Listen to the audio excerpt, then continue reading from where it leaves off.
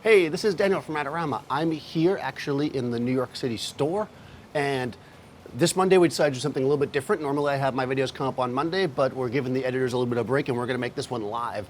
You guys have said in the past that you like some of the long form ones that we do, so we're gonna take maybe 10 minutes or so and do a quick portrait here live for you.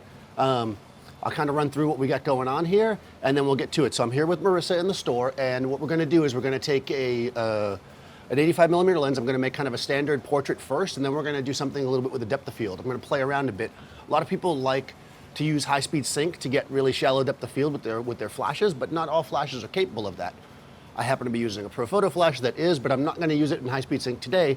I'm gonna show you how to use ND to get that kind of feel. So if you have some other kind of flashes that aren't capable of that, you can still get that really shallow depth of field in the studio look. So let's just start off with the standard setup first. I've got my camera here, it's a 1DX, and I've got an 85mm lens on it, kind of standard portrait setup. And what I wanna do first is you can obviously see that I'm being lit because I'm in a studio space here. I want to eliminate all the light in the space because I want to be in control of it. So I'm just setting my camera so that I get a black frame when I'm not using the flash. So I'm at f8, I'm at 200th of a second, I'm 100 ISO, and if I take a picture, we should get basically a black frame over here. That shows me that none of the ambient light in the space is affecting my shot. I'm shooting into capture one here so I can see right away what I'm getting. So as far as lighting, we've got a Profoto B1 here, and I've got it in a 2x3 softbox, and I'm just gonna turn it on. It's in my zone or channel A, or group A, I guess they call it. And let's meter it first, I suppose. Do you have the meter, Dave? Yeah. So we wanna get f8, so since we know our settings, right, we wanna, it's probably f8 because I said it before we started. 10. 10, oh, look at that. Okay, so I can actually dial it down a tiny bit. I'm in manual here, so see if we get ourselves some f8 here. 9. Good. Dial it down a smidge. So Dave's just pointing the meter generally at the camera. Yeah, okay, looks pretty good. Let's take a shot and see what we get. Now, of course, none of the light in the space is affecting the shot, like I said, so even though I have a gray background behind Marissa, it goes tremendously dark behind her, which is fine. I typically like to light female subjects from the center, not from the side like this, so I'm actually gonna have Dave boom the light over top.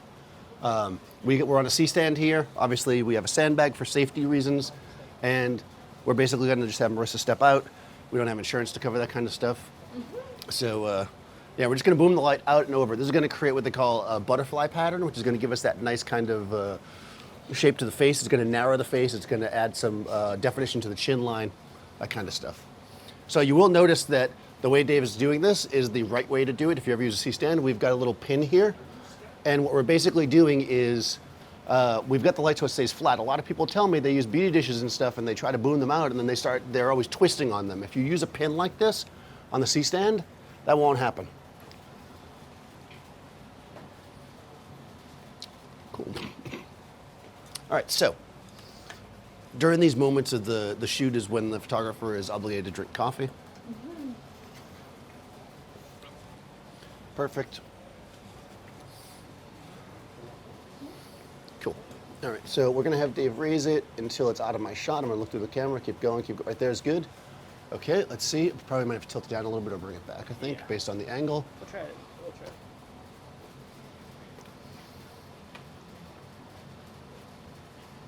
So one thing about shooting with a light like this is that if you're gonna put the light kind of above the subject like this, you wanna make sure that they're not gonna have their chin down too much because you're gonna get dark circles in their eyes. So we are gonna have to work around that. Could probably lower it a little bit. That's good. All of a sudden you got that like model face for some reason. You put the light in this position, that makes the model get all, you know. All right, so Dave's gonna meter it again. So we need to go up Up a bit. a bit. We're at 6.3 right now. So. Okay, so I'm going up a tiny bit on my flash. Again, I can just raise my power up and down using the controller. 7.1. If you don't have a controller that can do this, you can obviously just walk right up to the flash and do it. Here we go. 8. 8. Okay. Okay, yeah, so we're about a third of a stop loss. Maybe bring your chin up a smidge. Here we go. Okay, good. So now we've got the light nice and even on our face. That's kind of how I like it. I might come in a little closer too. And what I'm gonna do now is light up the background. So I have a Profoto D2 on a second zone. It's in group B on the background. This one actually just has a piece of diffusion over it to give it a little bit more of a wider spread. Maybe we'll meter the background now. I'm going to meter my light separately. It's always a good idea to do that. We're looking for probably like an f11-ish. We go from 13 in the center to 10. Oh, 13 to 10. Okay, so we should get a nice kind of flare off. So because I'm a little bit hotter than I normally would go, I'm going to actually have Dave meter from the back of her head towards the background just to make sure we don't want that to be over f8. If it is, 4, 4.5. Okay, if it is, then we might get flare. So since it's not, I'm just going to try it at f13. Let's see what it looks like. Nice. That's probably the best shot that's ever been done of Marissa here in the studio. All right, so now let's add the lights together. And so we should get a whitish background. Remove in a little bit. This is when you find yourself doing this a lot is when you want to invest in a zoom lens. Good. Nice. Okay. Oh, perfect. Hasn't had her coffee yet. Just woke up. Right. Okay, good. There we go, much better, nice and smelly. What I might do too is just bring a little bit of reflector fill in. I've got a white card here. I think we'll just bring that in. Let's just see what it looks like first. So Dave's just gonna hold it.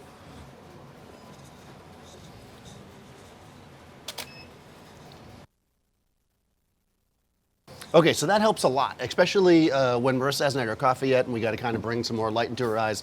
The reflector definitely helps. As much as Dave probably likes holding it all day, I think we'll put it on a stand to make it easier. And this will be our starting portrait. Now again, I'm shooting at f8 here, which is nice because I don't have to worry too much about exactly targeting, like let's say her eyeball when I'm focusing, because there's so much depth of field. I can be a little bit looser on it and I still stay really, really sharp. So one advantage of shooting more wide open, more closed down rather, like this, is that you can actually have the subject move around a lot more. You don't have to be as concerned with catching the exact focus every time. It'll always be kind of close.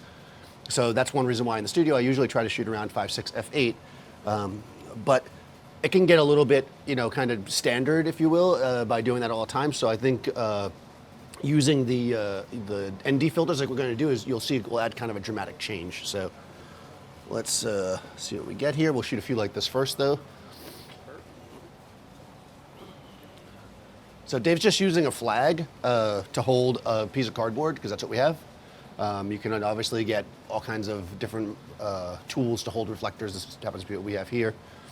Also, if I want to add more contrast, actually since we're doing that, let's just shoot one like this so we can see. This one's going to add a little bit more contrast because we've got a flag underneath, and that should darken up our shadows. So if you want that look, this is an option as well because we have the black underneath, kind of acting as negative fill. Good, that's with the fill. So we can see the difference between the two, depending on what you're going for. So let's shoot a few like this. That's it. Good, nice, good, just like that. Good. Okay. So you might notice I have my light set so that it beeps when it's ready. That actually makes it nice and easy so I don't have to be too concerned. I hear it beep, I know I can shoot again. And it makes for a nice fast shot. And again, I don't have to worry too much about focus because I'm shooting at f8. Let's shoot a couple more. Well, that's good. Actually, try them with the fill here. We might be able to have her chin down a little bit, just see what that looks like. Again, you wouldn't want to do this if you were not using this fill light below. But let's just see what we get. That's not bad. She's got nice big eyes. Adds a little bit to the blue in her shirt. We have a well composed images like that. So now I think we want to take the, I got caught there with the coffee on the computer again, live on the thing. Now I think we're gonna add some ND to make us go a little more shallow. Now, you might say, well, hey, Daniel, just open up the lens to 1.2 and turn the power of the flash down. Now I could do that except for the fact that I have all this light in the room. So if I went to a 1.2, and stayed within my sync speed of my camera, I would end up picking up all this kind of tungsten light that's in the space that's not correct, that's coming from the sides. It's just not gonna be pretty light for her. So I'm gonna grab my, my filter kit over here. I think I'm gonna walk around the front so I can show it though. They're letting me out from behind the computer. So You can obviously get round filters if you want. I like the leaf filter system. I find that I use a lot of different lenses, a lot of different systems. So this is one that I can actually get. You buy the foundation holder and these kind of square filters. They also have graduated ones as well if you want to do landscape stuff. And I can mount this on pretty much any lens that I have. So I just have an adapter on the back here for this 85. So I'll show you how that works.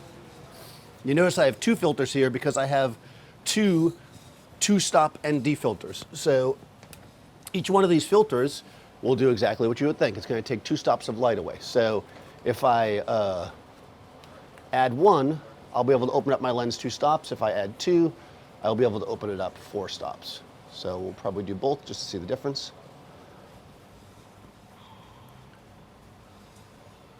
Okay.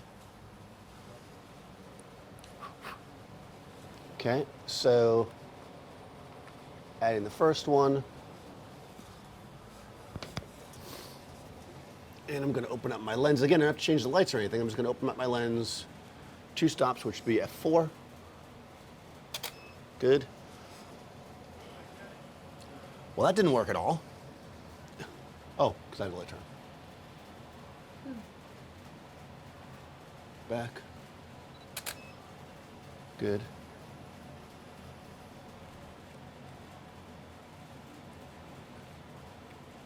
Good, here we go.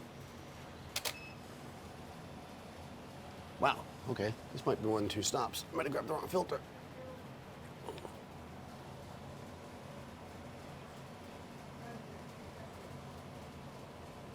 Oh, aha. No, this is not a 0.6, this is a 6.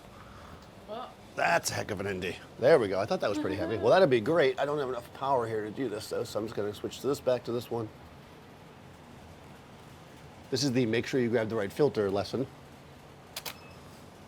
Now it should be, there we go. So now I'm at f4 and we can see that, you know, I've got my depth of field is now more shallow.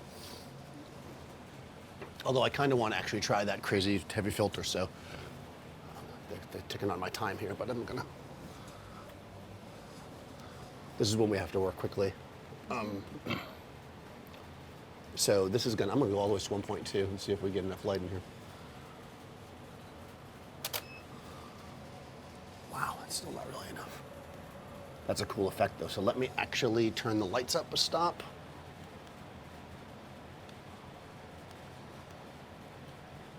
Okay, so I'm turning the lights up 1 stop. Well, now I have to be really precise with my focus, so hold still. That's the only problem with shooting 1.2. Good. Let's try that. Okay, let's try it without blinking. Good. Wow. You can see actually at 1.2 how shallow it is. I'm actually slightly off. I'm on her forehead still. But you can see how crazy. Now, I will say that we've got a little bit of kind of a weird green tinge, and I think that's because this is an IR ND. So you'd want to certainly do a color chart before you use that thing. Let's go back to the actual ND we want to use though, which is the 2 stops, and I'm going to go 2 sample images next to each other so we can see the difference. So I'm going to try to have you hold still. So I am going back to the power setting I had on the light before.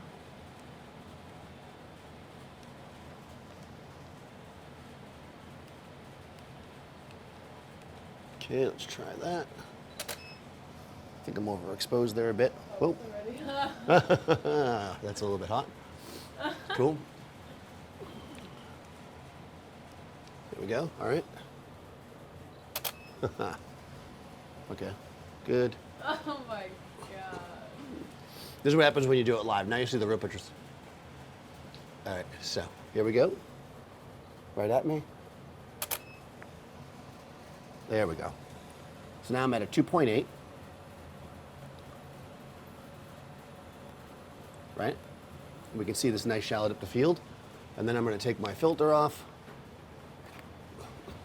I'm going to go to a 5.6. The reason why the exposure changed slightly is because I ended up adding power, if you remember.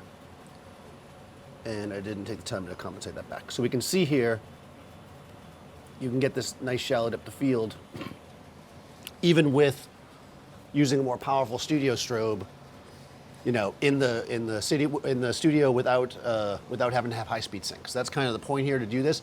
Obviously, this is something that we do a lot outside as well. So you can see the difference. And obviously, if I had had the proper filter, I could have stacked it and went all the way to 1.2 and got kind of a nice shot. You will see also that there's no color change. A proper ND filter will not change the color. So we're just getting the more shallow depth of field. So thanks for watching. Be sure to subscribe to this YouTube channel, and I'll see you next time on set.